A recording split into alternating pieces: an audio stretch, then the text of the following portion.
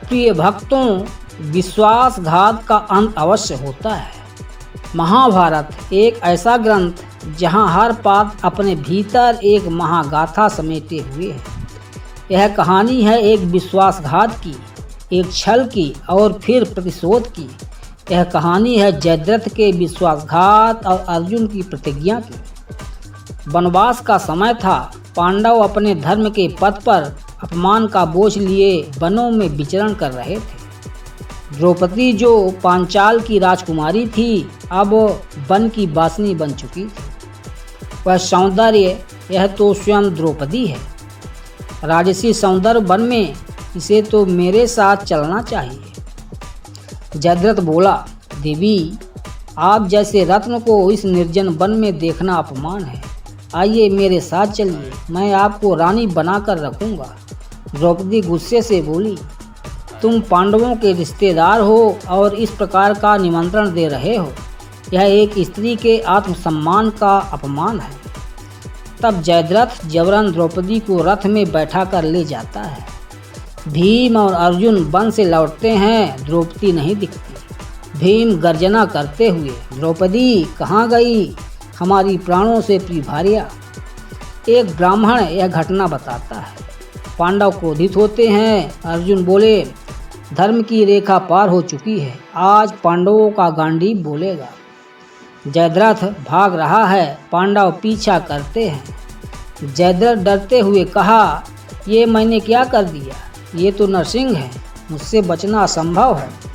भीम उसे पकड़ते हैं। अर्जुन तलवार उठाते हैं। भीम ने कहा, धोखेबाज, स्त्री का अपहरण करता है, तुझे तो अभी के अभी मार डालूंगा।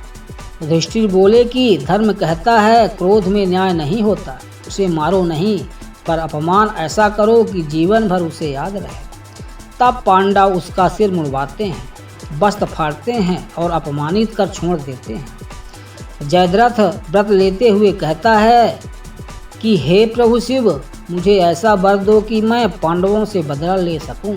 तब वह शिव की घोर तपस्या करता है और शिव प्रकट होते हैं, वरदान देते हैं। शिव कहते हैं, तू युद्ध में एक दिन के लिए पांडवों को अवश्य रोक सकेगा, पर परिणाम को न रोक सकेगा। कृपाचार्य बोले, आज चक्रव्यूह बनेगा और जयद्रथ द्वार पर रहेगा, कोई पांडव प्रवेश नहीं कर सकेगा। अभिमन्यु चक्रव्यूह में घुसता है। अर्जुन को दूर भेजा जाता है। अभिमन्यु वीरता से, मैं अकेला ही काफ़ी हूँ।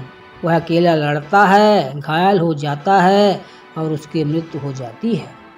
अर्जुन लौटते हैं, अभिमन्यु की मृत्यु सुनते हैं। अर्जुन क्रोध से बोले, मैं प्रतिज्ञा करता हूँ कि यदि कल सूर्यास्त के पहले जयद्रथ का वध न कर सका तो अग्नि में प्रवेश कर जीवन समाप्त कर दूंगा। अगला दिन सूर्यास्त करीब है। जयद्रथ हंसते हुए कहा, अब सूर्य अस्त होने वाला है, अर्जुन मरेगा। कृष्ण सूर्य को आड़ में छिपाते हैं, अंधेरा हो जाता है। अर्जुन शक्ति बाण छोड़ते हैं, जयद्रथ का वध हो जाता है और सूर्य पुनः प्रकट हो जाते हैं।